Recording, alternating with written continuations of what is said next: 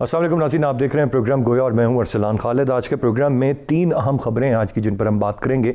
सबसे पहले इस वक्त जो 2 लीगी रहनुमाओं के इस्तीफ़े हैं उनका मामला है, जहां पर इस वक्त मुस्लिम लीग नून उनको गलत करार दे रही है, जाली करार दे रही है, इस बात की तरदीद कर रही है कि स्पीकर कौमी असम्बली को कोई इस्तीफ़े भेजे गए हैं। वहीं पर कौमी असम्बली सेक्रेटेरिएट ने इन 2 इस्तीफ़ों की कॉपियाँ भी जारी कर दी हैं, जो कि मुर्तज़ा जावेद अब्बासी साहब का इस्तीफ़ा और मोहम्मद सज्जाद साहब का इस्तीफ़ा है। अब जो तय पाई थी बात वो ये कि जो इस वक्त पीडीएम में जो बात तय पाई थी वो ये कि तमाम तर जो रहनुमा हैं वो अपने इस्तीफ़े पार्टी क़यादत को देंगे और फिर पार्टी क़यादत उनको अपने तक रखेगी और मुनासिब वक्त आने पर उनको मुतल्लिका असम्बलियों में भिजवाया जाएगा।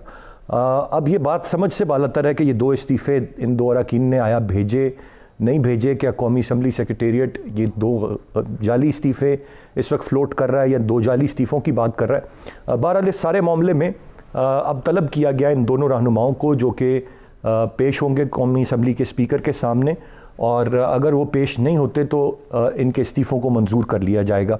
मैं चाहूँगा इस पर हम थोड़ी बात करें कि ये क्या माजरा क्या है ये इस्तीफ़ों का। इसके साथ साथ MQM की आज की प्रेस कॉन्फ्रेंस खासी आम है, जहाँ पर वो हुकूमत से अलहदा होने का इंदिया दे रहे हैं। एक मसला जो उनका चला आ रहा है, एक तो वो बड़ा वाज़े तौर पर मरदमशुमारी का मामला है, जहाँ पर उनके तहफ़्फ़ुज़ात हैं और उनका ये मानना है कि ये तहफ़्फ़ुज़ात दूर करने थे इस हुकूमत ने और ये पहले दिन से वादा किया गया था, लेकिन ये तहफ़्फ़ुज़ात दूर नहीं हो रहे। इसके साथ साथ आज की प्रेस कॉन्फ्रेंस में बड़ा वाज़े तौर पर वो ये कह रहे हैं कि अगर तमाम तर मामलात सड़कों पर हल होने हैं तो फिर इसके अलावा कोई रास्ता नहीं बचा कि हम हुकूमत से अलहदा हो जाएं। साथ साथ जो समरात अवाम को मिलने की बात की जा रही है, जो इस हुकूमत के वादे थे या इस मौजूदा हुकूमत में मिलने थे अवाम को, उनके बकौल वो ना मुल्की सतह पर ना सिंध की सतह पर कहीं पर भी वो समरात अवाम तक नहीं पहुँच रहे, तो फिर इस हुकूमत के साथ चलने का कोई फ़ायदा नहीं रह जाता। और तीसरी और अहम डेवलपमेंट आज की ये है कि मोहम्मद अली दुरानी साहब की जेल में शहबाज शरीफ साहब से मुलाकात हुई है, जहाँ पर ट्रैक टू डायलॉग को आगे बढ़ाने के हवाले से बातचीत की गई है। और ये पेशकश मोहम्मद अली दुरानी साहब ने की जो GDA के रुकन है, और उस पर पॉजिटिव जवाब मिला है। मोहम्मद अली दुरानी साहब का ये कहना है शहबाज शरीफ साहब की जानिब से, और ये भी उनका कहना कि शहबाज शरीफ साहब ये चाहते हैं कि इत्तेहाद मुल्क में एक इत्तेहाद की फ़िज़ा पैदा हो, ना कि इस तरह से एक लड़ाई का तासुर उभरे। तो एक तरफ मरियम साहिबा का मौक़िफ़ है, PDM का मौक़िफ़ है, नवाज़ शरीफ साहब का मौक़िफ़ है, और दूसरी जानिब ये शहबाज शरीफ साहब जो कि जेल में है वो एक अपना मौक़िफ़ रखते हैं। तो एक जो वाज़े तौर पर कहा जाता है कि दोनों भाइयों के दरमियान अपनी अपनी एक राय है, वो बड़े हद तक एक तो सूरत वाज़े होती है। लेकिन इम्पॉर्टेंट चीज़ ये है कि शहबाज शरीफ साहब ने यह भी वाज़े किया है कि वो जेल में बैठकर कोई ख़ास किरदार अदा नहीं कर सकते। तो लिहाजा जब तक वो जेल में हैं यकीनन ना डायलॉग का कोई मामला चल सकता है ना दीगर मामलात हैं, और शायद गालिबन सारे मामले को लीड मरियम साहिबा ही करती रहेंगी। 3 चीज़ें हैं जिन पर हम बात करेंगे। गेस्ट पार्टिसिपेंट्स का तारुफ कराता चलूँ। प्रोग्राम में हमें ज्वाइन किया है ब्रिगेडियर रिटायर्ड गज़नफ़र अली साहब ने, सीनियर तज्ज़ियाकार हैं। सलमान आबिद साहब हमें प्रोग्राम में ज्वाइन कर रहे हैं, सीनियर सहाफ़ी हैं, कॉलमिस्ट हैं।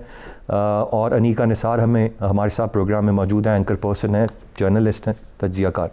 ब्रिगेड साहब, गुफ्तगू का आगाज़ आपसे करूँगा। सबसे पहले कैसे देखते हैं इस मामले को कि ये 2 इस्तीफ़े जो हैं कौमी असम्बली सेक्रेटेरिएट उनकी कॉपी भी जारी कर रहा है, फिर ये भी वाज़े तौर पर कहा जा रहा है कि जो असम्बली के रिकॉर्ड में इन दोनों साहिबान के दस्तखत हैं उन इस्तीफ़ों पर भी वही दस्तखत हैं, लेकिन नून लीग कह रही है कि ऐसी कोई बात नहीं है और इन इस्तीफ़ों को जो कॉपियाँ मंजर आम पर आई हैं उनको जाली करार दिया जा रहा है। कैसे देखते हैं सारी सूरत हाल को आप?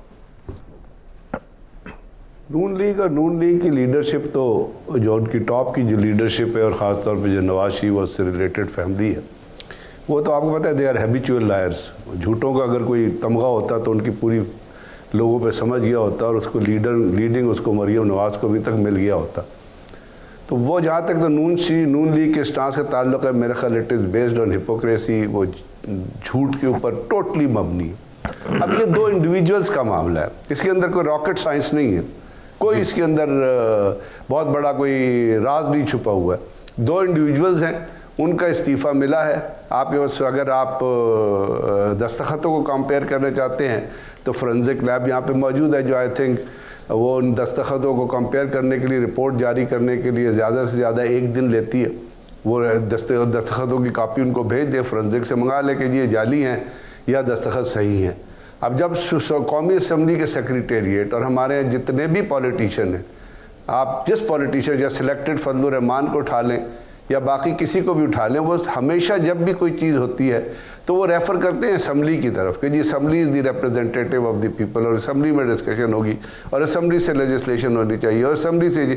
तो ये इस्तीफ़े जमा क्या हुए हैं? ये CDA के दफ्तर में तो जमा नहीं हुए हैं ना ये किसी लीडर को जमा हुए हैं, ना ये कहीं कोई बल्दिया अपना किसी म्यूनसिपल कमेटी में जमा कराए गए हैं, ना ये LDA के दफ्तर में जमा कराए गए। ये तो कौमी असम्बली के स्पीकर के पास मौजूद है, और कौमी असम्बली के स्पीकर के पास अगर कोई चीज़ मौजूद है और वो उसका डॉक्यूमेंट्री प्रूफ जारी कर रहे हैं और वो उसको बता रहे हैं कि ये कॉपियाँ और वो दिखा रहे हैं, तो इसमें शक की गुंजाइश क्या है?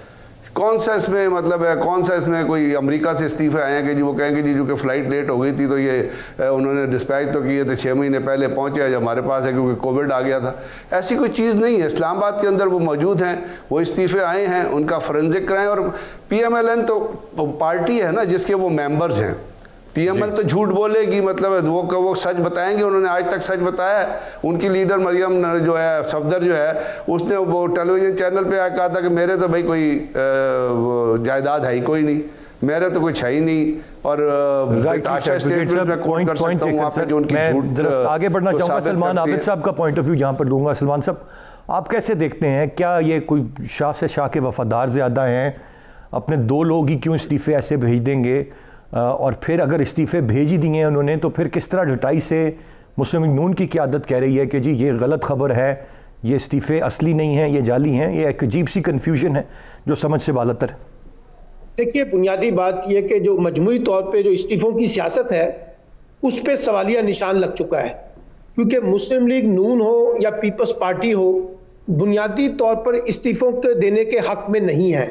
और कल आसिफ अली जरदारी साहब ने तो बाकायदा मौलाना फजलुर रहमान को और नवाज शरीफ को मशवरा दिया है कि सेनेट के इंतखाबात से पहले जो इस्तीफ़ों की बात की जा रही है उसको ख़त्म किया जाए। हर सूरत में हम सेनेट के इंतखाबात में भी हिस्सा लेंगे और साथ साथ ज़िमनी इंतखाबात में भी हिस्सा लेंगे। और मैंने मोहम्मद ज़ुबैर का इंटरव्यू पढ़ा है, सुना है, उसमें भी उन्होंने कहा है कि वो ज़िमनी इंतखाबात में हिस्सा लेंगे। तो एक सवाल ये कि ऐसी असम्बली जिसको वो जाली असम्बली कहते हैं, धांधली असम्बली कहते हैं, इंतखाबात को जाली कहते हैं, फिर उसके ज़िमनी इंतखाबात में हिस्सा लेने का क्या तुक बनता है? इसलिए पीपल्स पार्टी के आसिफ अली जरदारी के कल के बयान के बाद तो सूरत हाल वाज़ेह हो गई है कि जो PDM है ये इस्तीफ़ों की सियासत में काफ़ी हद तक नाकाम और पसपाई इख्तियार कर चुकी है। अब जहां तक इन 2 इस्तीफों का ताल्लुक है, सर ये सिर्फ इस्तीफों की बात नहीं है सलमान आबिद साहब, वो जो अपनी डेडलाइन थी उनकी उसको भी बढ़ाकर अब जो इशारे मिल रहे हैं वो उसको भी आगे ले गए हैं। 23 मार्च से 23 अप्रैल तक की डेडलाइन देने की बात हुकूमत को। राना सनाउल्लाह ने आज 23 मार्च और 23 अप्रैल की बात कर ली ना, ये तो दिसंबर में आर पार कर रहे थे। तो इसका मतलब है कि उसमें दमखम नहीं है, इत्तेफाक राय नहीं हो रहा। और जहां तक इन 2 इस्तीफों का ताल्लुक है, जैसे ब्रिगेडियर साहब ने कहा कि इनफरादी लोगों का मामला है, अब इनको स्पीकर के पास बुलाया गया है, जाके अपनी वजाहत कर दें कि हमने इस्तीफे दिए हैं नहीं दिए। अगर आपने इस्तीफे नहीं दिए तो ये स्पीकर की मेज तक कैसे पहुंचे हैं? और जैसे अभी ब्रिगेडियर साहब ने कहा कि इनका फोरेंसिक ऑडिट करवा लें, पता चल जाएगा क्या सच है क्या झूठ है। असल में मसला ये है कि इनका ख्याल ये था कि अगर हम इस्तीफों की सियासत करेंगे तो हुकूमत को दबाव में ला सकते हैं। इमरान खान ने अपनी टीम के हमरा ये फैसला किया है अभी तक कि जैसे ही इस्तीफे आए फौरी तौर पर इस्तीफे कबूल कर लिए जाएं। ये वो वाला मंत्रा ना पड़ा जाए जो सरदार सादिक ने PTI के साथ किया था। अच्छा, अब अगर ये लेकिन सर वो 2 इस्तीफों की बात है ना, वो तो फौरन कबूल किए जा सकते हैं। अगर कलेक्टिवली मजमूई सतह पर PDM की सभी जमातों के इस्तीफे आ जाते हैं तो फिर सूरत हाल ज़रा मुश्किल होगी कि आया वो उसको एक्सेप्ट करते हैं कि नहीं। मैं ज़रा अनीका को शामिल गुफ्तगू कर लूँ। अनीका, आप कैसे सारी सूरत हाल को देख रही हैं? किस तरफ ये माजरा, क्या मामला क्या है, ये किस तरफ जा रहा है? 2 लोग कहाँ से इस तरह से खुद से इस्तीफे भेज देंगे, नहीं भेजे तो ये कौन प्ले अप करेगा कि 2 मुअज़्ज़ज़ अरकान असम्बली के फेक रेजिग्नेशन जो हैं वो पुट अप कर दिए जाएं या कौमी असम्बली का सेक्रेटेरिएट झूठ बोल रहा हो? अजीब सी एक फ़िज़ा कायम हो गई है। How do you see it? देखिए, पाकिस्तानी अवाम is right now stuck between the devil and the deep blue sea. एक तरफ अपोजिशन कह रही है कि हम इस्तीफे दे देंगे, लेकिन इस्तीफे दे नहीं रहे हैं, और जो इस्तीफे जाते हैं उन्हें भी जाली कह देते हैं। यानी एक बात तो बड़ी वाज़ेह होते हुए नजर आ रही है कि ऑपोजिशन किसी भी तरीके से इस्तीफे देने के मामले पे सीरियस है ही नहीं। एक धमकी तो के तौर पे तो इस्तेमाल कर रहे हैं, एक थ्रेट के तौर पे तो इस्तेमाल कर रहे हैं, लेकिन इस्तीफे देने के लिए आमादा है नहीं। और इस हवाले से यकीनन ज़िमनी इंतखाबात के अंदर पार्ट लेना और सेनेट इंतखाबात के अंदर बड़े बढ़ चढ़ कर उसकी तैयारी कर रहे होना, ये सारी चीज़ें बड़े वाज़े तौर पर इस तरफ इशारा करती है कि ऑपोजिशन सिर्फ और सिर्फ अभी थ्रेट टैक्टिक्स के ऊपर ही चल रही है। दूसरी तरफ मुझे नहीं लगता कि इस तरह के अगर इस्तीफे आए हो तो वो जाली होंगे। हो सकता है, it's a very very strong possibility कि किसी शख्स ने ये सोचा हो और इन दोनों अराकीन ने ये सोचा हो कि इस्तीफे तो मांग रही है हमारी क़यादत, तो फौरी तौर पर इस्तीफे दिए जाएं। वो एक एक्टिवनेस के अंदर या एक बहुत ज्यादा एफिशिएंसी के अंदर कभी कभी गड़बड़ हो जाया करती है, हो सकता है ये हुआ हो। मेरे कुछ दिन पहले कुछ PMLN के लीडरान से गुफ्तगू हो रही थी, मेंबर पार्लियामेंट से हो रही थी, और वो यही कह रहे थे कि हमने अभी इस्तीफे अपने पास लिख कर रखे हैं, सिर्फ सोशल मीडिया तक डालें, अभी तक पहुंचाए नहीं है हमने कहीं भी, ना क़यादत तक ना हम लोग ने नेशनल असेंबली तक पहुंचाए। इसका मतलब ये है कि अभी इस बात को इवन पार्लियामेंटेरियंस को भी इतना सीरियसली नहीं बताया गया कि आप फौरी तौर पर अपने इस्तीफे दे दें और हम जमा करके फौरी तौर पर नेशनल असेंबली में जमा करा देंगे। मुझे ये एरर लगता है on the part of the parliamentarians, both the parliamentarians. हो सकता है उन्होंने अपनी क़यादत को खुश करने के लिए कि देखें हम अपने इस्तीफे देने के लिए कितने ज्यादा सीरियस हैं, डायरेक्टली नेशनल असेंबली में पकड़ा दिया। अब फिर ऑफकोर्स इस तरह की सूरत हाल के बाद लीडरशिप को भी समझ नहीं आती कि अब हम क्या बोलें। तो एक ही तरीका होता है, जब आम गली मोहल्लों में भी लड़ाई हो जाती है शुरू, या फिर जब पार्लियामेंट के अंदर लड़ाई हो जाती है, तो सबसे आसान तरीका ये होता है ये तो फेक है, ये तो असल नहीं है। पर they want get away with it इतना आसानी से, क्योंकि ये यकीनन चीज़ें जिस तरह से फ्रांसिक की बात है अब हर हद तक जाएगी हुकूमत भी ये साबित करने के लिए कि आया ये इस्तीफ़े वाकई भिजवाए गए हैं। फिर अगर ख़ास तौर पर मुर्तज़ा जावेद अब्बासी साहब की बात की जाए तो एक मंजे हुए सियासतदान हैं, डिप्टी स्पीकर रहे हैं पिछले टेन्योर में, किस तरह से वो ये काम कर रहे हैं कि डायरेक्ट इस्तीफ़ा स्पीकर साहब को भिजवाए। थोड़ा सा इसमें इबहाम बहरहाल मौजूद है कि क्या पूरी कहानी क्या है, ये यकीनन अनफोल्ड होगी आने वाले दिनों में। लेकिन अगर ये भिजवाए गए हैं इस्तीफ़े और हुकूमत इनको एक्सेप्ट करती है और ये दोनों अरकान असम्बली अपनी सीट से जाते हैं, तो यकीनन एक बड़ा वाज़ेह पैगाम हुकूमती मूड का भी जाएगा। और उसके बाद क्या सूरत हाल बनेगी ये भी इम्पॉर्टेंट है, क्योंकि बड़ी एक थिन लाइन है, एक बड़ी थिन मेजॉरिटी है, 2 सीटें मजीद भी अगर गवर्नमेंट के पास आती तो ये एक इंटरेस्टिंग सूरत हाल होगी। ब्रेक की जाने पड़ूंगा, ब्रेक से वापस आकर हम MQM ने जो इंदिया दिया है मैं चाहूँगा ज़रा उस पर भी हम बात करें, साथ रहिएगा।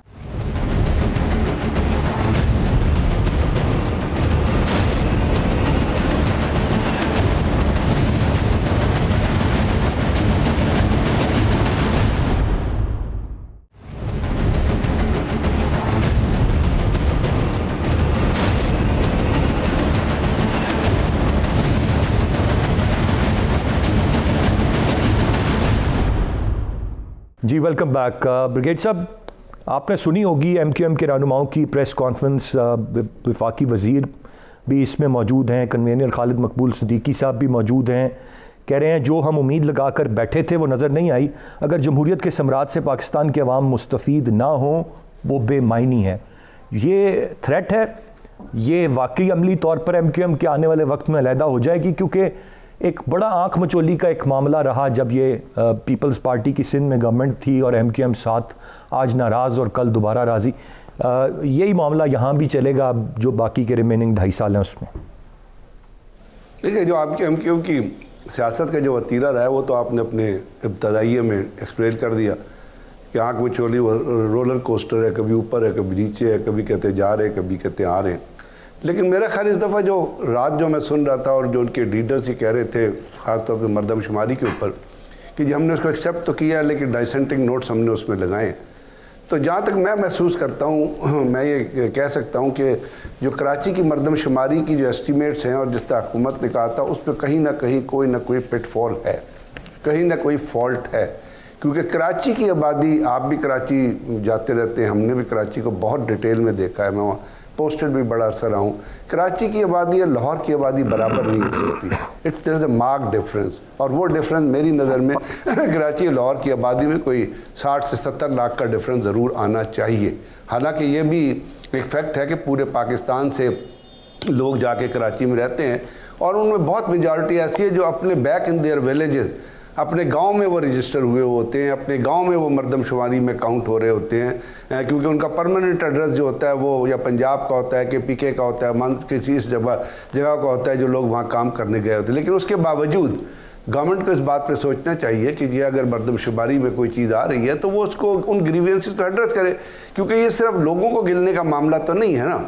इसका इफेक्ट तो आपकी रिप्रेजेंटेशन भी पड़ता है, आपकी पॉलिटिकल उस पर भी पड़ता है, लोकेशन ऑफ रिसोर्सेज में भी पड़ता है, फिर उसके हिसाब से जिस तरह आप फैसिलिटीज़ प्रोवाइड करेंगे उस पर भी पड़ता है। तो ये तो एक ऐसे जनवन चीज़ है जिस तरह मेरा ख्याल जिसको काबीना को मंजूर नहीं करना चाहिए था कि पार्टी को एक MQM को जो आपके साथ चल रही है और उसके कुछ अवामिल है जो आवाम को रिप्रेजेंट करते हैं उसको अपनाए करें। अब जहाँ तक दूसरी बात आपने की जमहूरियत के असरात मिलने का, तो आई एम सॉरी टू से कि जमहूरियत के असरात आम आदमी को मुझे बता दीजिए कब मिले हैं, किस दौर में जमहूरियत के असरात आम आदमी तक पहुंचे हैं। वही ट्रेडिशन हमारे यहाँ चल रही है 12 साल से। पीपल्स पार्टी पावर में है, 70 साल में नहीं मिले तो आइंदा भी नहीं मिलेंगे। लोगों को पीपल्स पार्टी के असरात मिल गए। तो ये चीज़ें जो है ना, ये पीपल्स पार्टी जो तबाह और बर्बाद किया है सिंध को, जो वहाँ करप्शन का हाल है, मतलब है इतना तो मेरा ख्याल है ईस्ट इंडिया कंपनी ने करप्शन, इतने ईस्ट इंडिया कंपनी ने इस मुल्क के लोगों के साथ इतना जुल्म नहीं किया होगा सब कॉन्टिनेंट के लोगों के साथ, या महाराजा हरी सिंह के दौर में कश्मीर के लोगों के ऊपर इतनी महरूमियत नहीं होगी जितनी आज पीपल्स पार्टी ने सिंध के अंदर क्रिएट किया सिंध के लोगों के साथ, कि लोग ज़रा सी बारिश होती है तो वो गटरों का पानी पीने। ठीक है ब्रिगेड साहब, पॉइंट आ गया आपका, मैं आगे बढ़ना चाहूँगा। मैं ज़रा सलमान साहब से राय ले लूँ। सलमान साहब, सवाल बुनियादी तौर पे ये है कि ये किस हद तक चैलेंजिंग है सारा मामला इस वक्त। एक हुकूमत जिस पे PDM की 10 जमातें खड़ी हुई हैं, बेशक उनका जितना प्रेशर है कम है, उस पर डिबेटेबल है, बट फिर अब अपने इत्तेहादी उनमें MQM नाराज़ हो या इस तरह के मामलात हों, तो ये कितना वरीसम इस गवर्नमेंट के लिए हो सकता है? देखिए, MQM कोई पहली दफ़ा तो नाराज़ नहीं हुई ना, ये वक्तन फ़वक्तन नाराज़ होती है, दबाव की सियासत डालती है। अभी चंद दिन पहले जो है वज़ीर-ए-आज़म हाउस में दोपहर के टाइम बैठ के पूरी MQM की क़यादत मिली और वज़ीर-ए-आज़म पर मुकम्मल एतमाद का इजहार किया। सेनेट के इंतखाबात में हुकूमत को अपनी हमायत का पूरा यकीन दिलाया। आज फिर वो कहते हैं कि हम हुकूमत से अलहदा हो सकते हैं। देखिए, MQM जो है वो पुरानी तनख्वाह पे काम करती रहेगी। MQM के पास इस वक्त कोई चॉइस नहीं है कि वो हुकूमत को छोड़ के अपोजिशन के हलकों में जाके बैठ जाए। पहली बात तो ये है। दूसरी बात यह है कि MQM इस्टेब्लिशमेंट के एक अहम फरीक के तौर पे भी ऑपरेट होती रही है, इसलिए जब तक इमरान खान साहब को हमायत हासिल है इस्टेब्लिशमेंट के हलकों की, आप क्यों तवक्को करते हैं कि MQM जो है वो हुकूमत से अलहदा हो सकती है? ऐसी गलती MQM कम अज़ कम इस सिचुएशन में, जब वो कराची में वो ताकत भी नहीं है जो कभी माजी में ताकत होती थी, अब वो कमज़ोर विकेट पे खड़ी है, तो ऐसी गलती नहीं करेगी। अलबत्ता जैसे ब्रिगेडियर साहब ने कहा कि कोई तहफ़्फ़ुज़ात हैं वो डिस्कशन के साथ ही रिजॉल्व हो सकते हैं, उसका एक ही तरीक़ाकार है, ये दबाव की सियासत लाते हैं, अपनी बातें करते हैं। अभी सेनेट के इंतखाबात जब होने वाले हैं उसमें इन्होंने एक सीट का मुतालबा किया कि MQM को एक सेनेटर की सीट दी जाए। तो ये कुछ एक बारगेनिंग चिप्स है जो वो खेलते रहते हैं हमेशा की तरह, और आज भी खेल रहे हैं। मुझे नहीं लगता कि हुकूमत को कहीं भी किसी भी जगह पर MQM से कोई बड़ा खतरा है। Rightly set. अनीका, आपकी क्या राय होगी? आप कैसे देखती हैं जिस तरह से दो हमारे सीनियर एनालिस्ट ये कह रहे हैं, यही मामला है कि वो माजी की एक तरीक़ाकार है, एक रिवायत है, बारगेनिंग टैक्टिक्स हैं, ये सब वही है या ज़्यादा कुछ परेशानी का मामला है इसमें गवर्नमेंट के लिए? देखिए, MQM हल्की फुल्की मौसीकी करती रही है, माजी में भी करती रही है। मुझे याद है कराची में एक ऐसा वक्त हुआ करता था जहां एक चुटकी बजाने पर पूरा का पूरा बाजार बंद हो जाया करते थे। उस टाइम पर भी MQM हुकूमत को छोड़ना गवारा नहीं किया करती थी। MQM हमेशा से हुकूमत में रहना प्रेफर करती है, वो उसकी तरजीह होती है कि वो किसी ना किसी तरीके से हुकूमत के साथ, ब्लैकमेलिंग के साथ, थोड़ी बहुत मौसीकी के साथ चलती रहे, लेकिन चलती रहे। अब ऐसे मौके के ऊपर जहां कराची के अंदर MQM का कोई ठोस घड़ नहीं रहा, जहां कराची के अंदर उसका वो धौंस और धांधली नहीं रही जो पहले किसी जमाने में रहा करती थी, वो जो छलनी करने की बातें किया करते थे वो लोग नहीं रहे, तो आई डोंट थिंक कि MQM किसी भी तरीके से इस थ्रेट से आगे बढ़ेगी। मेरी नजर में इमरान खान साहब के लिए MQM से ज्यादा बड़ी threat eight this point in time PMLQ की नाराजी है, और इमरान खान साहब को अपने इत्तेहादियों की नाराजगी की तरफ तवज्जो देना होगी, क्योंकि ऑफ कोर्स जब इत्तेहाद बना था, ये कोलिशन बना था, तो उस टाइम पर डिसाइड ये हुआ था कि सारे के सारे डिसीजंस जो हैं वो कोलिशन पार्टनर्स के साथ डिस्कस करके होंगे। और अभी तक इन 2 सालों के अंदर PMLQ तकरीबन 2-2.5 दफा नाराज हो चुकी है इस हुकूमत से, इसी बात पर कि आप ना हमसे डिस्कस करते हैं कुछ, ना आप हम लोगों से कोई मशवरा लेते हैं, और हम सिर्फ एक रेलू कट्टे की तरह आप लोगों के साथ बंधे हुए हैं, इससे ज्यादा हम कुछ है नहीं। तो आई डोंट थिंक MQM को बहुत सीरियस थ्रेट पोज करते हैं, लेकिन हाँ, इत्तेहादियों की नाराजगी जरूर सीरियस थ्रेट पोज करती है और उसकी तरफ इमरान खान साहब को और पीटीआई की गवर्नमेंट को यकीनन तवज्जो देना होगी अगर उन्होंने 5 साल मुकम्मल करने हैं तो, क्योंकि बड़े पुलसरात से गुजर रही है हुकूमत। अपोजिशन भी लगी हुई है कोशिश करने की इत्तेहादियों को किसी तरीके से काट ले, किसी तरीके से तोड़ ले, और हुकूमत at this point in time इत्तेहादियों को अपने साथ रखने के लिए कोई बहुत ज्यादा तगोदो करती हुई नजर नहीं आ रही। मेरी नजर में it's very sensitive time for the government. वक्त पे जब वक्त पड़ता है तो गधे को भी बाप बनाना पड़ता है, ये वो वाला वक्त है, इसलिए पीटीआई को जरा सा तवज्जो देनी पड़ेगी अपने इत्तेहादियों को। बिल्कुल सही। ये तो एक मामला हुआ। दूसरा मामला ये है कि जीडीए और पीर पगाड़ा साहब अपना पैगाम मोहम्मद अली दुरानी साहब के थ्रू पहुंचवा रहे हैं। वो शहबाज शरीफ साहब से ट्रैक टू डायलॉग की बात कर रहे हैं। ये किस तरह से, जब हुकूमत की एक इत्तेहादी जमात है, हुकूमत कोई नरमी नहीं दिखाना चाहती, वज़ीर आज़म की डायलॉग की ऑफ़र को बड़े वाज़े अंदाज में ठुकराया गया। अब ट्रैक टू डायलॉग की बात शहबाज शरीफ साहब से जाके करना, ये किस तरफ इशारा करता है, इस पर कमेंट लेंगे ब्रेक के बाद। अपने मेहमानों से साथ रहिएगा।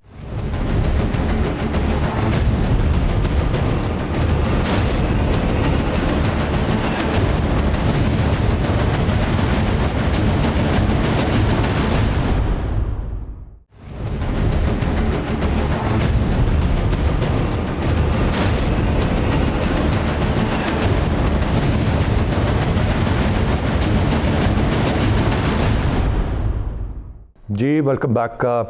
ब्रिगेड साहब, आपसे जानना चाहूँगा, मोहम्मद अली दुरानी साहब इम्पॉर्टेंट एक पर्सनालिटी रहे हैं, एक तवील अरसे से मंजर आम पर उस तरह नहीं है, और फिर आज उनकी एंट्री होती है और वो एक पैगाम लेकर जेल जाते हैं, शहबाज शरीफ साहब से मुलाकात करते हैं। ये क्या एक नई, एक कह लीजिए किसी नए मामले का आगाज़ है? ये हुकूमत की मर्ज़ी से इनका इंतखाब किया गया होगा और जीडीए का इंतखाब किया गया होगा कि वो जाएं पैगाम लेकर, या जीडीए की अपने तय को कोशिश है मुल्क में हालात को नॉर्मल करने की? How do you see it? Arsan, मैं इसको एक बहुत डिफरेंट एंगल में देखता हूँ। मुझे आज बड़ी हैरानगी ऐसी हुई है कि ये क्या डेवलपमेंट है। इसलिए कि गवर्नमेंट के ऊपर, नैब के ऊपर जितने तहफ़्फ़ुज़ात आ रहे हैं, और ख़ास तौर पे हुकूमत के ऊपर भी जितने तहफ़्फ़ुज़ात आ रहे हैं कि ना नैब किसी केस को कंक्लूजन पे लेके जाती है और ना हुकूमत से सीरियस है उस कन्विक्शन में जो इमरान खान साहब कहते हैं कि मैं करप्शन के ख़िलाफ़ लोगों को नहीं छोड़ूंगा। अब नैब का इन्वेस्टिगेट कर रही है, मनी लॉन्ड्रिंग केसेस चल रहे हैं। शहजाद अकबर रोज़ाना बैठ के 6-6 घंटे की प्रेस कॉन्फ्रेंस करते हैं without producing any tangible result in any case. किसी भी केस में कोई रिजल्ट प्रोड्यूस नहीं हुआ, बावजूद इसके कि आपने लंबी लंबी प्रेस कॉन्फ्रेंसेस की। चैनल्स पे कुछ ऐसे प्रोग्राम चले जिसमें पूरी की पूरी मनी ट्रेल आपने दिखा दी कि सलमान शहबाज ने क्या किया, हमजा शहबाज ने क्या किया, अपना एक माली ने क्या किया, एक एम्प्लॉई ने क्या किया। जब इतना सारा परसेप्शन डेवलप हो गया है और उसमें ये बार बार ये चीज़ आ रही है कि इसमें शहबाज शरीफ की कनाइवेंस शामिल है, उनकी मर्ज़ी के बगैर ये चीज़ नहीं हो सकती, उनकी मर्ज़ी के बगैर पुलिस जो है वो प्रोटेक्ट नहीं करती, मनी नहीं कर सकती पैसे को एक जगह से दूसरी जगह ले जाने में जो प्राइवेट इस्तेमाल में होता है। उस तमाम हाइप के ऊपर आप ये इंदिया देना चाहते हैं कि शहबाज शरीफ से कोई ट्रैक टू डिप्लोमेसी चल रही, फिर कहाँ गई रेट ऑफ द गवर्नमेंट? कहाँ गया वो आपका कन्विक्शन? कहाँ गई वो आपकी? अगर आपने यही करना है तो फिर उस चीज़ को ना करें, आप फिर हिपोक्रेसी ना करें ना, फिर दगाबाजी ना करें लोगों के साथ। एक तरफ आप एक चीज़ कहते हैं, दूसरी तरफ क्या उनसे आप बात करना चाहते हैं जी? क्या बात है? या तो आप सज़ा दें उनको, कहें कि जी आपने मनी लॉन्ड्रिंग की है, ये आपको सज़ा है, नैब ने ये चीज़ें प्रूव कर ली हैं। ये तो एक बड़ी अजीब सी, मतलब मैं कहूँ बड़ी स्टूपिड सी डेवलपमेंट है ये। इसके ऊपर तमाम का तमाम आपका एतमाद जो है आने वाले दिनों में भी और मौजूदा दिनों में भी किसी भी किस्म की हुकूमत से, किसी भी किस्म के लीडर से उठ जाता है। क्योंकि पाकिस्तान में है क्या सियासत? क्या सिर्फ ये पाकिस्तान? बहुत सारे सवाल यकीनन इस पर खड़े होते हैं और उनके जवाब ढूंढना बड़ा मुश्किल है, क्योंकि यकीनन कोई जवाब बन नहीं रहा है। मैं सलमान साहब आपसे जानना चाहूँगा, अपोजिशन को एहतसाब के नाम पर किनारे लगाना मुल्की मफाद में नहीं, ऐसा माहौल बनाया जाए कि मुखालिफ लोग भी इकट्ठे बैठ सकें, ये मोहम्मद अली दुरानी साहब फरमा रहे हैं। ये किसका मौक़िफ़ है और ये किस तरह से सामने आया? ये is it a change of heart from the government side as well? इसको ऐसे लिया जाए? देखिए, पहली बात तो ये है कि सेनेट के इंतखाबात जब हुकूमत को सियासी बरतरी हासिल हो जाएगी सेनेट में, तो मुझे इस बात का कभी इम्कान है कि सेनेट में एक कानून साजी की जाएगी एहतसाब के हवाले से, और ताकि एक एहतसाब का जो अमल है वो आगे बढ़े। और प्राइम मिनिस्टर कई दफ़ा कह चुके हैं कि एहतसाब में काफ़ी मसाइल का सामना है और कानूनी रुकावटों का सामना है। तो एक हुकूमती हिकमत अमली तो ये है कि सेनेट के इंतखाबात के बाद वो उन तमाम तरामीन को करके एहतसाब के अमल को आगे बढ़ाना चाहती है, एक बात। दूसरी बात देखिए, शहबाज शरीफ भी इस्टेब्लिशमेंट के बड़े लाडले रहे हैं और बड़े लाडले हैं, और ख़ुद मोहम्मद अली दुरानी की सारी सियासत भी इस्टेब्लिशमेंट की मरून मिन्नत है। लेकिन मेरी इतलात ये है कि ये एक कोशिश हो रही है कि तमाम मुस्लिम लीगियों को एक तरफ इकट्ठा किया जाए। उसमें जो है ना मुस्लिम लीग काफ भी हो, उसमें फंक्शनल लीग भी हो, उसमें शहबाज शरीफ भी शामिल हो, यानी मरियम नवाज और नवाज शरीफ साहब से हट के जो है ना एक मुस्लिम लीग निकाली जाए। लेकिन मुझे लगता नहीं है कि ये तजर्बा कामयाब होगा। इस तजर्बे के पीछे हुकूमत कहीं नहीं है, लेकिन इन लोगों की अपनी ख्वाहिश है कि इमरान खान के मुकाबले में एक मुत्तहिदा मुस्लिम लीग को सामने लाया जा सके। राइटली सेड अनीका, ये बड़ा मुश्किल होगा। हुकूमत की मर्जी के बगैर तो शहबाज शरीफ से नहीं मिल, हुकूमत की मर्जी के बगैर शहबाज शरीफ से मुलाकात तो नहीं हो सकती। मैं जरा अनीका का पॉइंट ऑफ व्यू यहाँ पर ले लूँ। अनीका, ये एक रियलिटी है कि सबसे की प्लेयर शहबाज शरीफ साहब होंगे। मुस्लिम लीग काफ की बात करें या फंक्शनल लीग की बात करें या बाकी ये जमातों के मुकाबले में मुस्लिम लीग नवाज सबसे ज़्यादा बड़ी जमात है, ज़्यादा हिमायत रखने वाली, अवामी हिमायत रखने वाली जमात। क्या शहबाज शरीफ साहब जो है उनको बिट्रे करना पड़ेगा अपने बड़े भाई नवाज शरीफ साहब को, उनको एक अलहदा लाइन लेनी पड़ेगी मरियम साहिबा से, तब ये कोई इत्तेहाद मुमकिन है। लेकिन बज़ाहिर आज तक जो माजी है उसमें कभी उन्होंने बिट्रे नहीं किया, बेशक वो इत्तफाक करते हों या ना करते हों नवाज शरीफ साहब की पॉलिसियों से। अब भी क्या कोई इस बात का इम्कान है या ये बात मुश्किल नज़र आती? देखिए, नहीं, इसका इम्कान नहीं है। मैं इसको ज़रा डिफरेंट जाविया से देखती हूँ। मेरा जाविया इस सेंस में मुख्तलिफ है कि हुकूमत को कहा गया था कि आप सियासी दर्जा हरारत कम करें। इस सियासी दर्जा हरारत किसने कहा था ये अनीका? हुकूमत को ये कौन कहेगा? नहीं, आपको पता है कि कौन कहेगा, और आपको पता है कि मुक्तदर हल्के इकट्ठे बैठते हैं और आपस में डिस्कशन होती है मुल्की मामलात पे, मुल्की सालमियत के मामलात के ऊपर, पॉलिटिक्स के ऊपर, तमाम चीज़ों के ऊपर, क्योंकि अल्टीमेटली ये सारी चीज़ें रिलेट करती हैं नेशनल सिक्योरिटी के साथ। नहीं, अगर मैं ये बात देखें, इसमें दो चीज़ें अनीका। अदर एंगल इज़ कि आप पिछले 2-3 दिन के प्राइम मिनिस्टर के स्टेटमेंट्स देख लें तो बज़ाहिर ये तासुर नहीं मिल रहा कि वो दर्जा हरारत को कहीं भी कम करना चाहते हैं। अगर कहीं से कहा भी गया है मुक़्तदर हल्कों की तरह, वो हराम खाने वालों के चेहरों की बात करते हैं। आपको यकीन आ जाएगा कि मैं क्या कहना चाह रही हूँ। मेरी बात अगर मुकम्मल करने दे जी, तो। जी प्लीज। मुक़्तदर हल्के चाहते हैं, तमाम लोग चाहते हैं, क्योंकि हमें एक तरफ इंडिया के साथ बड़ा हॉट फ्रंट फेस करना पड़ रहा है, दूसरी तरफ अफगानिस्तान के पीस प्रोसेस के अंदर हमारा बड़ा कलीदी किरदार है, and transition from Donald Trump to Joe Biden ये भी हमारे सर पर आन पड़ा है। तो बेहतर पाकिस्तान की सालमियत के लिए ये है कि दर्जा हरारत सियासी कम किया जाए। इमरान खान साहब को, हुकूमत को ये पैगाम दिया गया कि सियासी दर्जा हरारत को कम रखें, लेकिन इमरान खान साहब ने सियासी दर्जा हरारत कम करना नहीं सही समझा और उसको गवारा नहीं समझा। उन्होंने बल्कि अपने वुज़रा को कह दिया कि आप अपनी कारकर्दगी बेहतर बनाएं। और आपको पता है कि पाकिस्तान तहरीक इंसाफ की वुज़रा की कारकर्दगी में सबसे इंपॉर्टेंट कारकर्दगी क्या होती है? बयानबाजियां, sentences that are pinching towards the other side, जिसके अंदर अपोजिशन यकीनन। उसके बाद कुछ बैकडोर डिप्लोमेसी शुरू हुई हो सकती है, और मैं सख्ती इसलिए कह रही हूँ बिकॉज ये जराए की है कि बैकडोर डिप्लोमेसी कोशिश कर रही है कि अपोजिशन के साथ अगर हुकूमत नहीं बैठ रही है, अगर वजीर आजम साहब नहीं बैठ रहे हैं, तो बाकी इत्तेहादी जमातें, क्योंकि अभी rightly pointed out by Salman Abid साहब के बहुत सारे एस्टैब्लिशमेंट इन्फ्लुएंस हैं, वो कोशिश कर रहे हैं कि किसी ना किसी तरीके से इस दर्जा हरारत को कम किया जाए। और ये जो पॉलिटिकल डायलेमा बनने लगा है, पहले एक इकोनॉमिक टर्मोइल से हम गुजर रहे हैं, दूसरी तरफ पॉलिटिकल टर्मोइल बनने लगा है, इसको किसी तरीके से एटलीस्ट अगर खत्म नहीं कर सकते तो इसको डिले जरूर किया जाए। And I think this is a perfect strategy, this is perfect way to deal with the politics current. कि अगर हुकूमत नहीं संभल रही है तो कोएलिशन पार्टनर्स को स्टेप अप करना पड़ेगा। बिल्कुल सही। ये शायद एक बिल्कुल इस पर जाविया हो सकता है, क्योंकि ये तो as a matter of fact हम सब जानते हैं कि हुकूमत, वज़ीर आज़म जनाब इमरान खान साहब, हुकूमती वज़रा, उनका कोई रवैया ऐसा नहीं है कि कहीं वो मुफाहमत की बात करते हों या कहीं वो अगर शायद डायलॉग की बात भी की तो एक सरसरी सी ऑफ़र थी, उस तरह से डायलॉग के लिए भी कोई ज़ोर नहीं लगाया गया या कोई ऐसे ट्रैक टू इस्तेमाल नहीं किया गया जो कि बहुत सारे ऑप्शन हो सकते थे। तो ये हुकूमत बहरहाल इस वक्त बज़ाहिर नज़र नहीं आ रहा कि वो चाहती है कि कोई दर्जा हरारत कम हो, बट इत्तेहादी अगर ये कर रहे हैं, किसकी सपोर्ट से कर रहे हैं और किस हद तक कर पाएंगे, ये एक बड़ा और अहम सवाल है। लेकिन एक रियलिटी जो है वो ज़रूर है कि दर्जा हरारत इस वक्त कम होना चाहिए और डायलॉग की एक फ़िज़ा पैदा होनी चाहिए, एक सबको साथ चलने की फ़िज़ा पैदा होनी चाहिए। अदरवाइज़ जिस सिमत में ये सारा मामला जा रहा है ये मुल्क के लिए नुकसानदेह होगा। बहुत शुक्रिया तीनों मोअज़्ज़ज़ मेहमानों का। आज के प्रोग्राम से इतना ही। अरसलान खालिद को इजाज़त दीजिए। अल्लाह ने के बाद।